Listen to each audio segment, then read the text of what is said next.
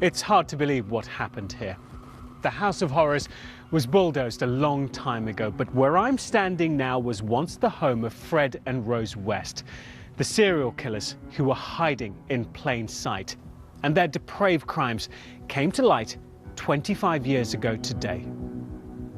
The first thing I experienced was murderous rage. So I realised that this is the beginning of my journey towards forgiveness. Tonight we hear from Marion Partington, whose sister Lucy was killed by the couple. I think that feeling of grief and anger and sadness penetrated into the whole city. I think the city was deeply traumatised.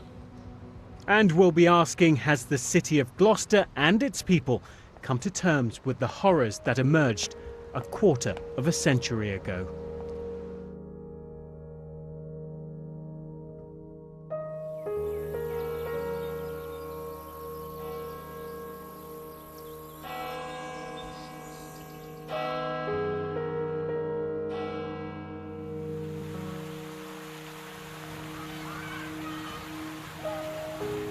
Back in the early 1990s, Gloucester was a typical provincial city. But on the 25th of February 1994, everything changed, as builder Fred West, who lived at 25 Cromwell Street, confessed to the murder of his daughter Heather. He dismembered and buried her in the garden of the family home. It seemed as though my whole life stopped there, finished. You know, and I couldn't think of nothing. Heather, I thought a bloody world of Heather. It sent tremors through the local community, but it was just the start of a series of discoveries that would shock the world.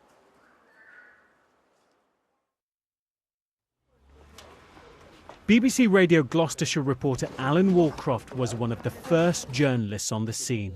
That's the one that always sticks in my mind because she looks so innocent and beautiful, yeah.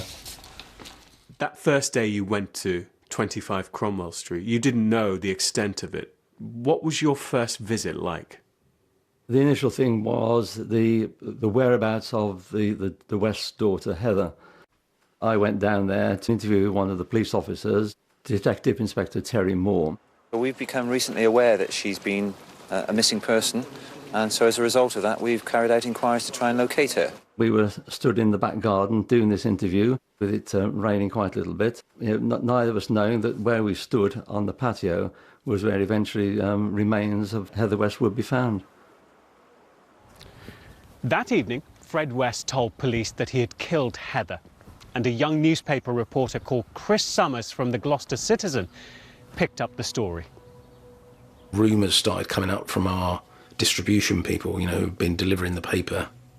Did you realise that they're digging up the back garden of a house in Cromwell Street? And we thought that's a bit unusual. Why are they doing that? From what we gathered from the people we spoke to in Cromwell Street, they were, to all respects, outwardly, a normal couple. Decent, nice fella. Very, very nice.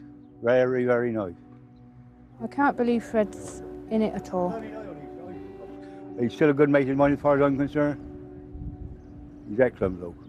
No one would ever have thought that what that house where they lived, 25 Cromwell Street, actually contained such horrors. I swore his latest! I swore his latest! Today, Heather's father, 52-year-old Frederick West, appeared in court charged with killing her sometime between May the 28th, 1987 and February the 27th this year. Today, the search of the house and garden continued, although detectives refused to say what they're looking for. As it began to unfold, and you then found that you were talking about one set of remains, two sets of remains, three sets of remains, four, it just grew and grew and grew. It was a pretty exciting time to be a journalist. You got sort of Fleet Street's finest coming down. The Sun, the Telegraph, Daily Mail, the Mirror, BBC were there, Sky, trucks sort of started turning up. So you sort of realise, wow, we're in a national story here. Over the course of the next 2 weeks, the remains of Heather and 8 other young women were recovered from 25 Cromwell Street. The police search expanded to 2 other locations, the West's former home at 25 Midland Road, where the body of Fred's 8-year-old stepdaughter Charmaine was found, and then onto 2 fields near the Herefordshire village of Muchmarcle, where he'd spent his early life. I used to live in Muchmarcle, a couple of miles away from the 2 fields that were investigated for remains. I used to go to the 5-bar gate and sit on this gate, looking across this field, and then all these years later, I'm walking across that same route to go into one of the big tents where they were digging to try and find the remains of Rena Costello.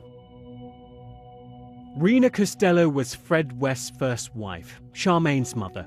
Her remains were found by police digging near Muchmarcle with another victim, Anne McFall, discovered nearby. To stand there and think, that somebody has actually come up here and disposed of 2 sets of remains, it was chilling. Were you close with your brother? Well, yeah, we were always close, but I mean, we didn't sort of live in one another's pockets. It was particularly hard for the West family, wasn't it, who still lived in Muchmarcle? We've still got Doug West living in the village, and we spoke on several occasions. I'd known Doug from some years before as well. I think you had to feel somewhat sorry that they were being put into this predicament, this situation, that an element of their family had been carrying out such horrendous crimes. As far as I knew, that he was just the same as us, a happily family man. You see it on the plays and television, and it goes on, and you think, well, that could never happen in real life, but it has.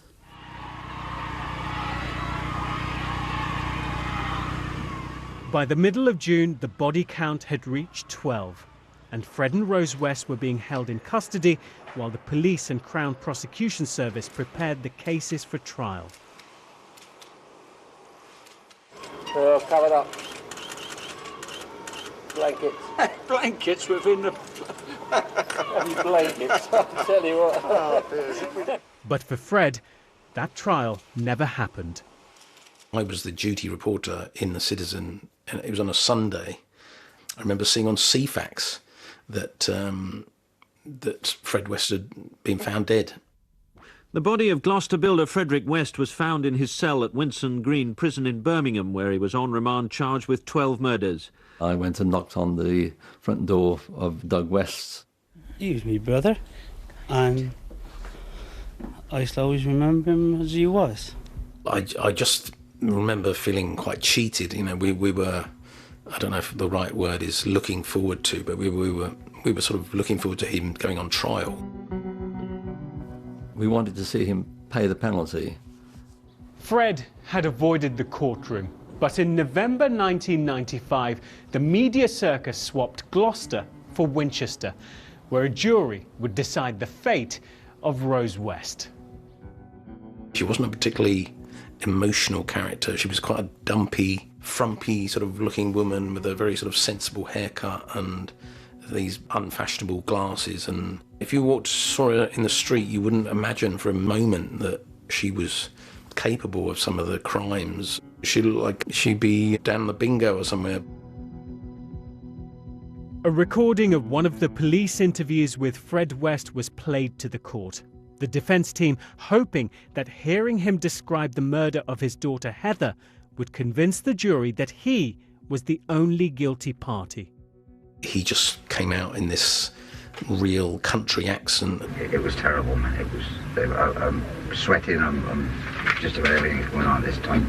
He was just so matter-of-fact when he was describing, killing her and burying her under the Wendy house in his back garden.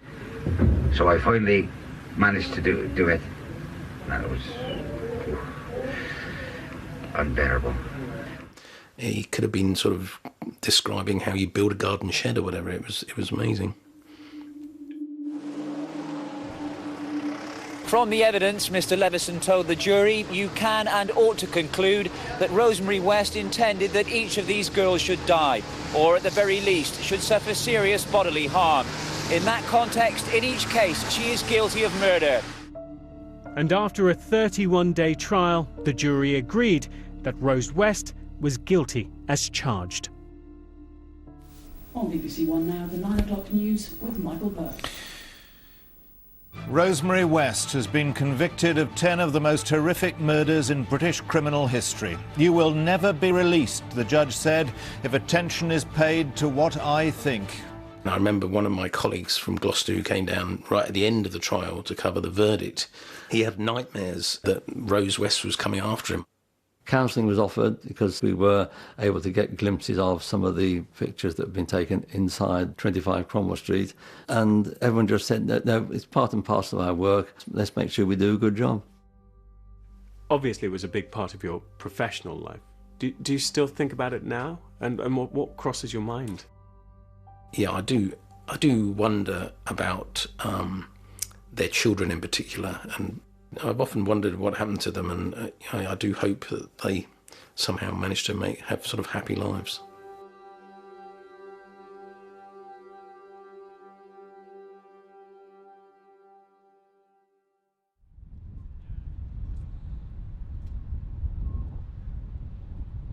Lucy Partington was a young woman with a promising future. She was 21 and in her final year at Exeter University.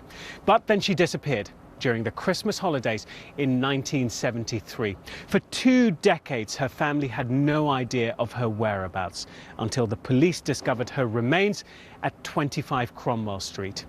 Lucy's sister Marion has been on an extraordinary journey to come to terms with what happened.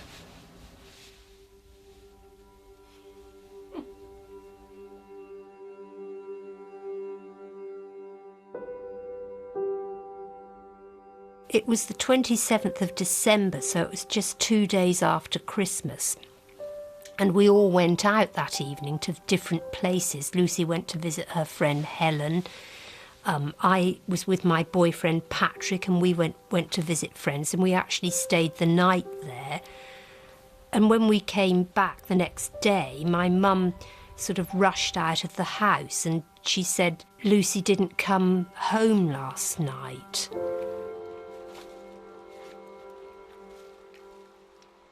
My mum had presumed she'd got the last bus home and gone to bed, as she would have done, and then she'd gone to wake her up the next morning, and she wasn't there.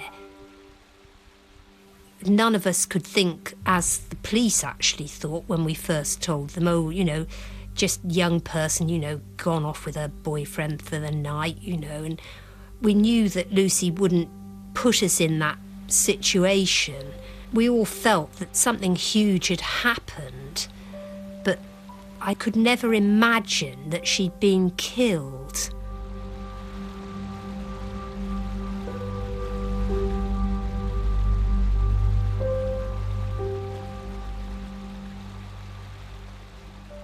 We grew up in the Cotswolds. I was the bossy older sister and she was the younger sister getting on with her own life. One of her friends at the memorial service we had for her described her as indelible. She made a mark on people. She touched people's lives, but just through her intelligence, really. We were lucky enough to have a pony that lived in a field on our friend's farm. And one day she went into that field and she walked round the field gathering wool from the hedges, and she brought this wool home and she made a little bag and gave it to me. I still have the bag now. It's something tangible about the kind of person Lucy was. It feels gentle in its making, it's soft, it's kindly. She was only 8 when she made this. She gave it to me as a gesture of love. And when I look at that, I still remember that. I was given this dream. And in the dream, Lucy came back. And I said to her, well, where have you been? And she said, I've been sitting in a water meadow. And then she said the words, if you sit very still, you can hear the sun move.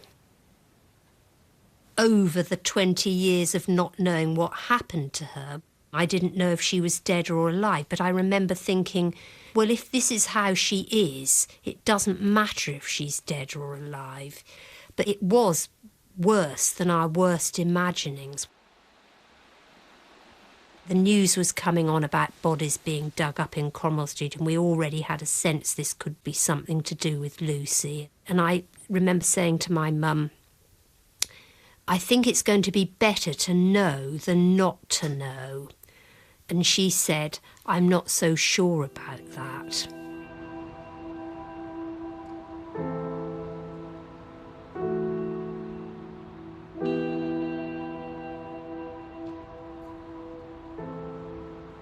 To me, the most difficult thing about her suffering was the fact that she was gagged, so she didn't have a voice. She couldn't speak her words. She couldn't use her voice. And I think that sort of compelled me to find my voice. Lucy's life was sacred, and I needed to reclaim her as a person, as my sister, from what happened. And then it came to me that the only way out of this was to move towards forgiveness. But I had no idea what that could mean or how that could be possible. But I made a vow to try and forgive the Wests. The first thing I experienced was murderous rage. So I realised that this is the beginning of my journey towards forgiveness. And in that experience, I knew that I was capable of killing.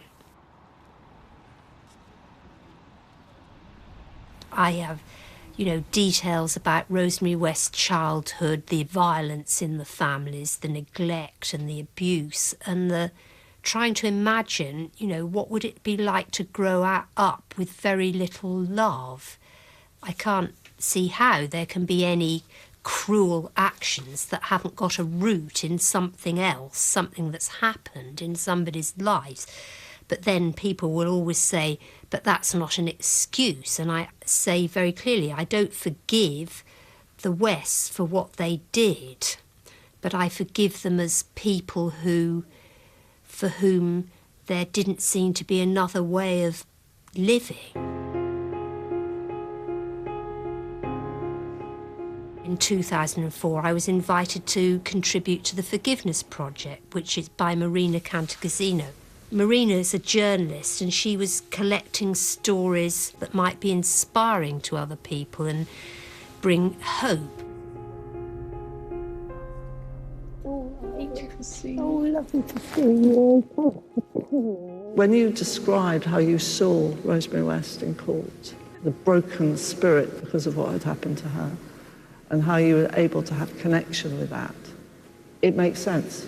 It's not about forgiving the act, but it's about forgiving, in a way, the frailty and fallibility of humanity, of which Rosemary West is a part. And I've understood that, and I've understood how part of your restoration and healing has been able to find meaning in something which has been so utterly senseless. This crime had never been really addressed within this community. There was no memorial, no honouring of the people who died. There was just the really sticky and stain-eaten story of the West's lives that was picked up by tabloid newspapers. There must be a lot of unresolved, unspoken experience in the community of Gloucester, but then you get to this whole question of whether it's better to, the whole thing, say less, soonest mended, or whether it's better to speak. And that's a very big question that I've asked myself a lot. What happens to the individual also happens to the community.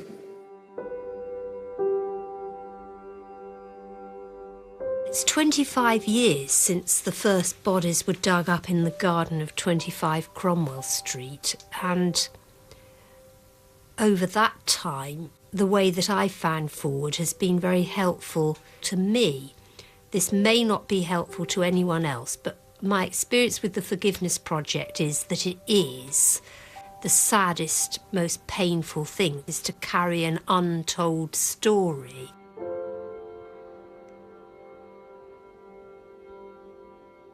Lucy's body was hidden for so long, I felt like whatever I did with the rest of my life, it couldn't be about hiding things, because I just knew how unhealthy that was.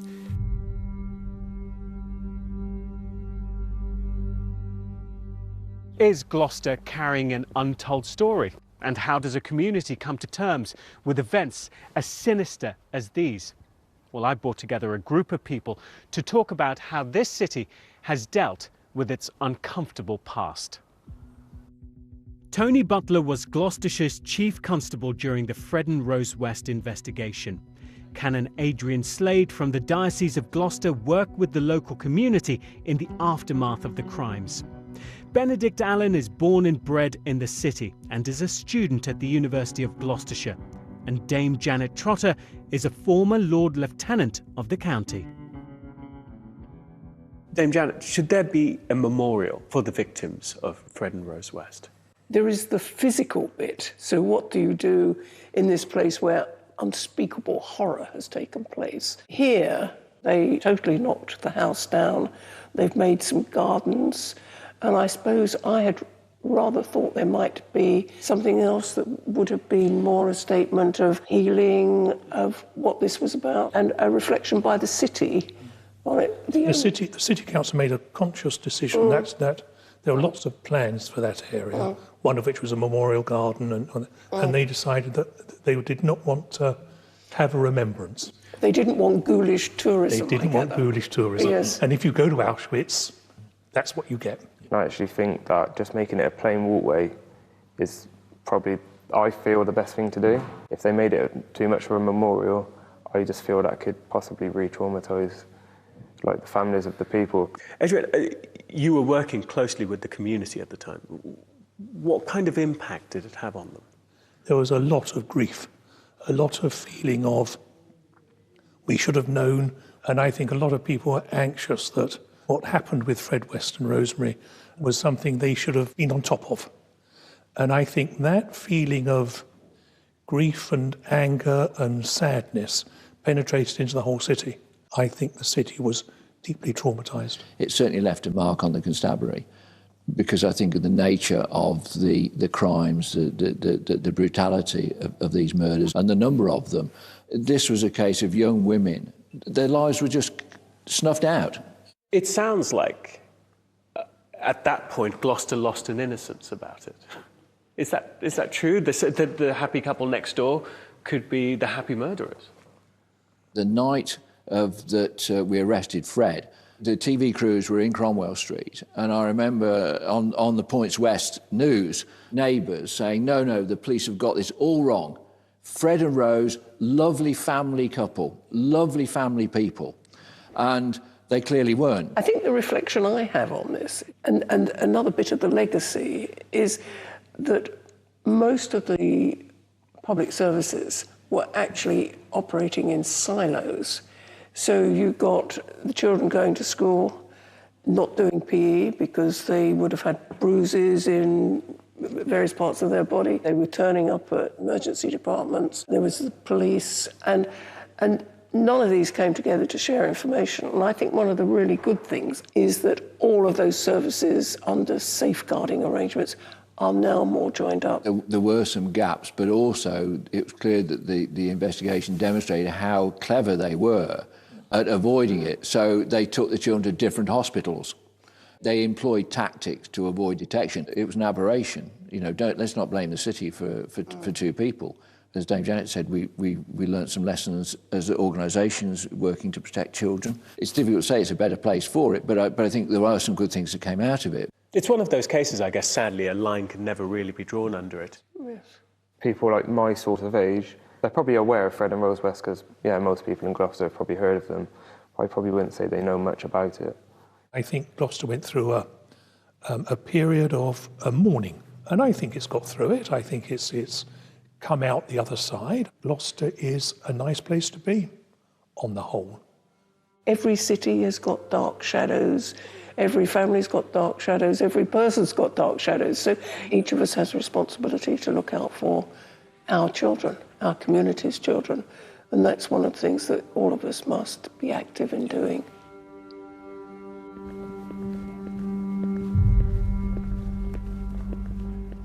Gloucester and 25 Cromwell Street will forever be associated with Fred and Rose West. And just like Marion Partington has done for her sister Lucy, the city has had to reclaim an identity for itself beyond those grisly crimes.